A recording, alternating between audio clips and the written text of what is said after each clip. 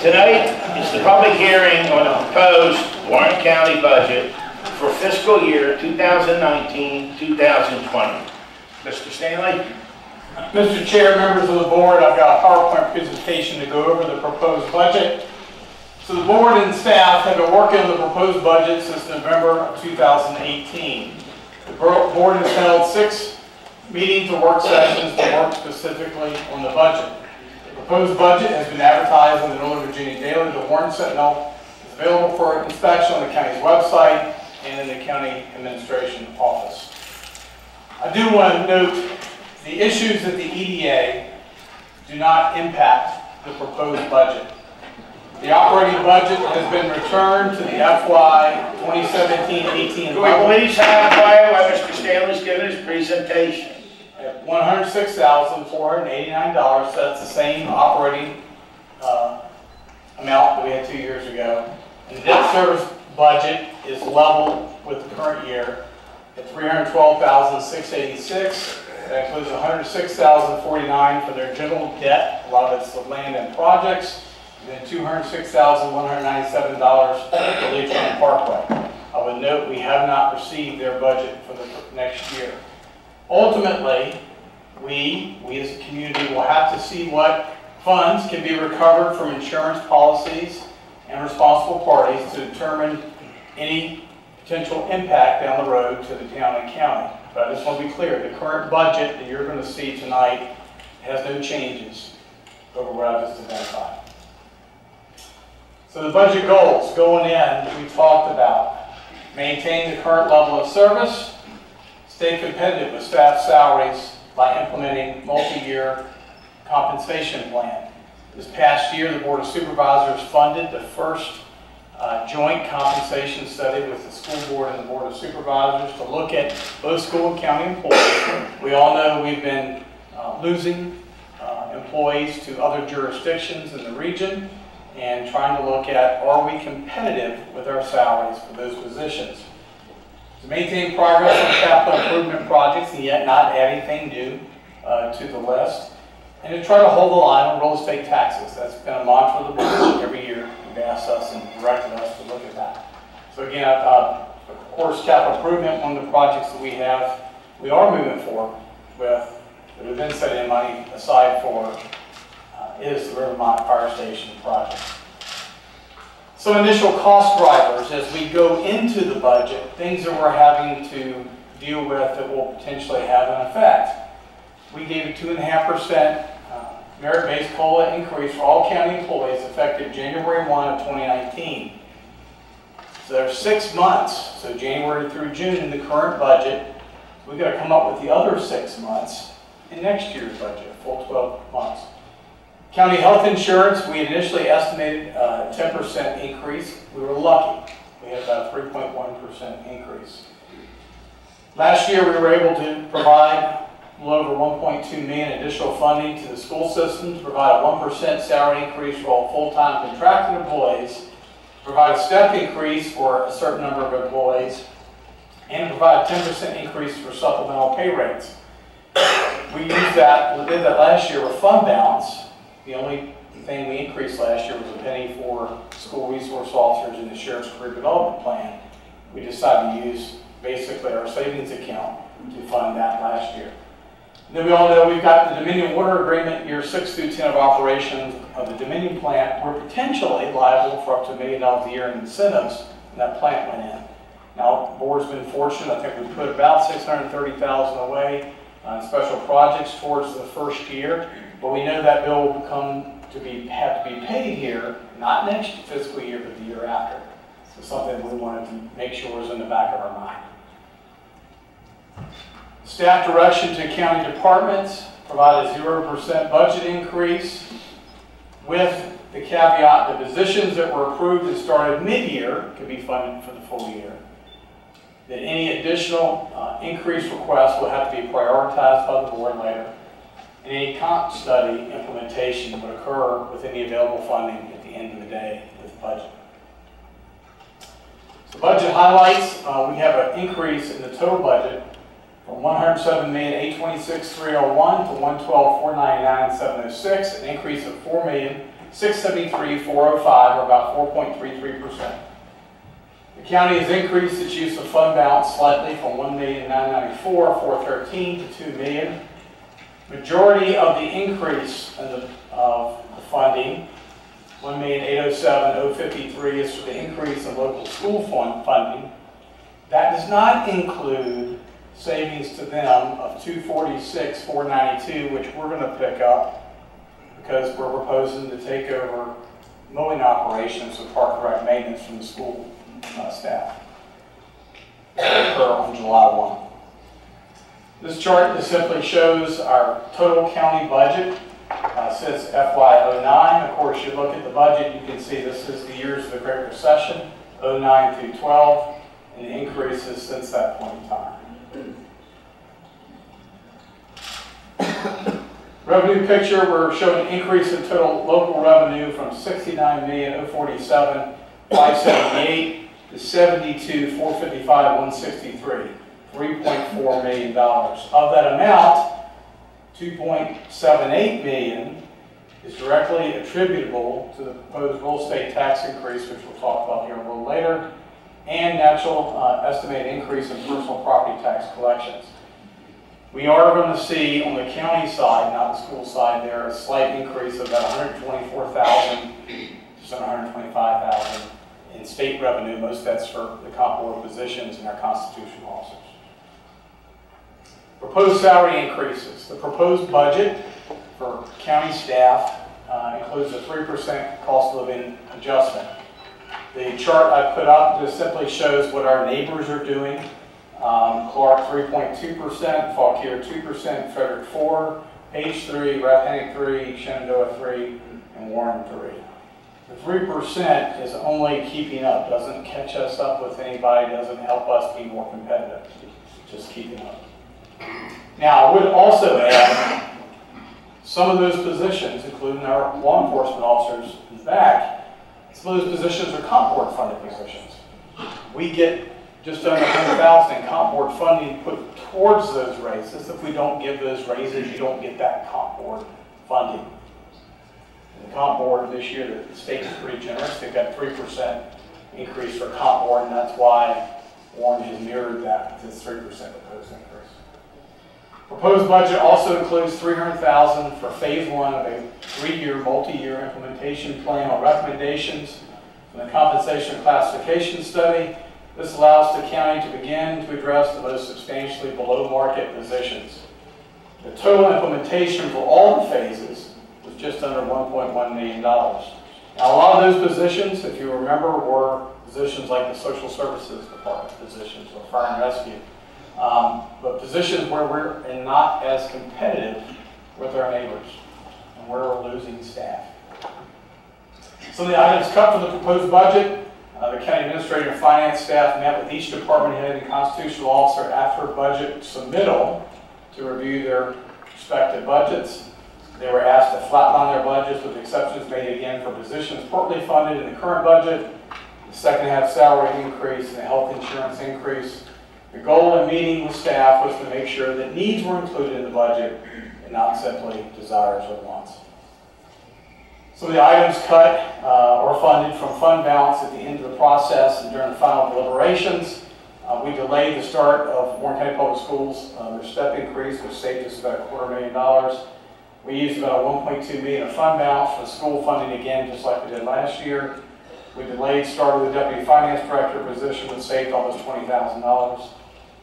We reduced our reserve for contingencies. That's the reserve fund during the budget year for things that crop up. From $200,000 to $83,846, which is savings of below $116,000. We also used $550,000 in fund balance for capital projects. Other significant funding changes in the first two there were contractual changes that we have. One with the Humane Society, they had a 2% increase, which was $6,272, which is their contract for room and board of dogs.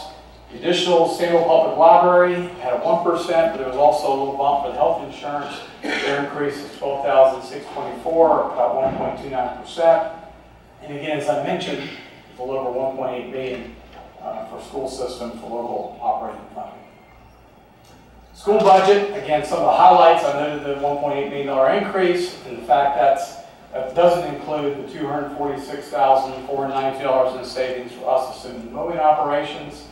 They've included a 3% increase for all full-time contracted employees, cost of about $1.15 million. They've got $255,000 in there for a step increase that would be initiated effective January 1, 2020. Year one of the 3-year phase in the comp study recommendations, that's $1,089,000. They would add 4 of the 63 needed positions recognized in the comp study at a cost of $267,276. And also, like everybody else, they've seen an increase in their electric cost. That'll be a $225,000 increase to meet their needs to cover their budget for electric service. This chart simply notes the Warren County Public Schools is in its 7th consecutive year, of needing to hire 60 or more instructional staff. In the 18-19 year, 72 staff were hired. Starting salary there is $247,000.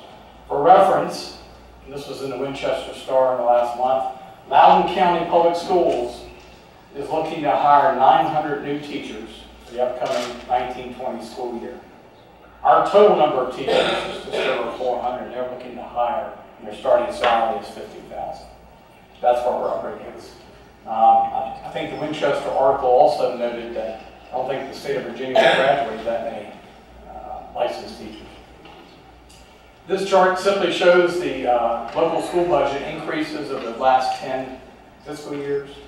The 10-year average has been $650,695, or just under 3%. For FY20 at $1,807,053, 7.34%. This chart shows the school's local appropriation growth since 2004-2005. Just a little over $35 million funding. This chart, the blue is the operating costs, the red is debt and operating combined. If you look, 2006-07, that's when we embarked on building the 2 new high schools, Skyline High School, renovating Warren County Junior High to become Warren County High School. The county currently has about just under $10 million a year annually in debt service associated with all the various projects and bringing our school facilities up to standard. This chart shows the school budget versus total county budget. This will include, I believe, state funding, but just over about 61% of the county budget. It's been fairly steady. Of course, it's come up over the last 3 years. This is the school's local appropriation since 2005. Again, just a little over $35 million. The local appropriation as a percentage of the budget is at a high for this period. About 32% of the county budget. So proposed budget fees include the following: increase of 6 cents in the real estate and mobile home tax rates from the equalized rate, 59.5 cents to 65.5 per hundred of assessed value. This public hearing is required by the Code of Virginia and will take place on May 7th. So May 7th we'll have another hearing on setting the tax rates. If a budget hearing tonight, we won't consider the budget until the May 7th hearing night. Adjacent locality real estate rates, just as a comparison, Clark would stay for the FY19 at 71 cents. Fauquier would stay at 99.4 cents. Frederick at 61 cents. Page, I believe, last week increased from 70 to 73 cents. Rappahannock stays at 73 cents. Shenandoah stays at 64 cents. And as proposed, Warren would be at 65.5. Again, that's the equalized rates, 59.5 based on 11.22% increase in assessed values across the board in Warren County. Again, you notice that we would still be, I think, the 3rd lowest real estate tax rate in the region. So, equalized tax rate explained. I know the questions come up. Well, the county makes money off of reassessment. Not really, because we are required by law to take the amount of tax revenue for real estate that we received the previous year in the rate, then apply the rate in the new assessment and have an equal amount of tax revenue that we would receive. Any increase over that, or we would increase the tax rate, we have to advertise it as a tax increase. 20 years ago, you could leave the rate the same and you wouldn't have to advertise that and say, we're leaving it at state 66. You can't do that under the state law. You have to advertise that as a tax increase. So the proposed rate of 65.5 is a 6-cent increase over that equalized rate. Each penny over 59.5 provides $463,347 in additional revenue. I would note each penny cut off the 65.5 requires a further reduction of $93,999 in estimated Public Service Corporation revenue. The way that's assessed by the State Corporation Commission, State of Virginia, $77,000 of that $93,000 is the Dominion plant alone. So if you stayed at 59.5, multiply 93,999 by 6, that's the amount of revenue we would have to cut out later. Because that's the amount that would be dropped for not only Dominion, but the other public service corporation entities like Columbia Gas that have power lines and gas lines, and other Verizon have other utilities in the community. So to leave the rate, the equalized rate would require a budget reduction of $557 per each penny, or about $3,344,076. Did want to talk about fund balance policy. Undesignated fund balances at the close of each fiscal year should be at least 50% of the total budget. Use of fund balance is limited to one-time expenditures. Should the fund balance fall below 15%, the board's direction is to correct that over the next 2 fiscal years. Our fund balance as of June 30 of 2018 was $13,558,129. We did use prior year's reserves of just under $2 million in the current budget. There's an anticipation of a return to the school's surplus from last year, which would drop us to about 10.5 or 9.75%. Luckily, we've got some money over in special projects that can help us meet our 15% requirement. But based on the current budget, we need about $16.1 million in that reserve fund to keep us whole. Special projects, we've got about $19.4 million, which is up from $18.2. The funds have been committed by the board for various projects over the years. A lot of times the board's been very good about setting money aside for projects prior to, so we can pay for cash, pay them for cash, not to borrow money. So that's part of the pay-as-you-go method to avoid the need to borrow as much funds as necessary, as few as necessary. A significant portion, about 2.3, is earmarked for debt service on the 2 high school projects, and about 3.7 of that is part of the Ressie Jeffries Elementary School project, which we're in the process of trying to wrap up and finance the rest of. That project was completed last year, helped put a new roof on the building, helped put a new parking lot in. So the board has been committed to planning ahead for projects from both the planning and financial standpoint. Again, a significant portion of the special project fund will be spent in the next few years as Ressie, Rockland Park, and revenue sharing projects that we're committed to will be completed. And again, the FY19-20 budget anticipates spending about $2 million in fund balance in addition to a portion of the special project fund. We always get asked the question about delinquent taxes. I've got a couple charts here. So the first chart, tax collected within the fiscal year of the levy. So that's in the current fiscal year, what you should collect between December 5 and the June 5th payments. Warren County for 14, 15, 16, 17, and 18, we averaged 96.71% collection. The average for the counties in our region was 96.91. So again, the treasurer's doing a good job on average of collecting our taxes. Total tax collections by year. This is the cumulative going back. It should be a little higher. We're at 97.88%, which is slightly ahead of the average of 97.85. Again, the treasurer's office is doing a good job with collections. We do have an outside tax firm that, 2 of them, in fact, that help us with collection taxes. That's the Farm Group and TACS. If you look there in 2018, we collected $431,438 in delinquent taxes. The previous year was $545. The year before that was $488, $450. Back in 14, when we collected $130,000. As you know, the board has emphasized and tried to put more emphasis on collecting the money that's owed. As noted up there, a lot of those lots are delinquent lots or are vacant up and down subdivisions, and we found some will sell better at auction than others. The most recent tax sale on January 31 brought in about $99,250. I do want to point out, and the state puts out each year the state comparable report.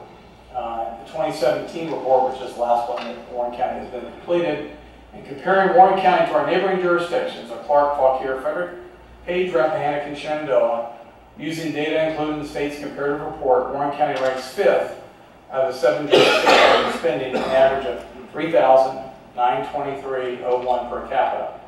We're 7th out of 7 in educational spending. Again, that's for operating costs, not debt service. At $1,204.22. We're 6th out of 7 in law enforcement spending operational and $123.16 per capita. Based on the advertised tax rate of our neighbors, would be the 3rd lowest full state rate at 65.5. Also, again, I know we've got a separate hearing on tax rates, but I know we have folks here that are interested in the sanitary district. Blue Mountain would stay at 65 a lot and 24 cents per 100 of assessed value. Seawall Heights would go up from 75 a lot to 100. High Knob would go from 393 per unimproved lot to 403, and 635 per improved lot up to 651. Lakefront Oil would go from 300 per lot to 300 per lot plus 5 cents per 100 assessed value. Linden Heights would stay at 350 per lot. Osprey Lane, the new district, would be 100 per unimproved lot, 1,000 per improved lot. Riverside would be at 60 per lot and 12 cents per 100, which is because the equalized rate's lower than the current rate of 17 cents per 100. Shangri-La would stay at 385 per lot. Skyline Estates would drop from 35 cents per 100 to 32.5 cents per 100 because of the equalization. Shenandoah Farms would, for unimproved lots, would go from 260 to 265, and for 295 per improved lot up to 305. Shenandoah Shores would stay at 120 per lot, 20 cents per 100 of assessed value. South River would stay at 300 per lot, 5 cents per 100 of assessed value. And Wildcat Drive would stay at 150 per unimproved lot and 400 per improved lot. That's all I have, Mr. Chairman, board members, unless you have any questions. Anyone with the board have a question? If not, thank you, Mr. Stanley.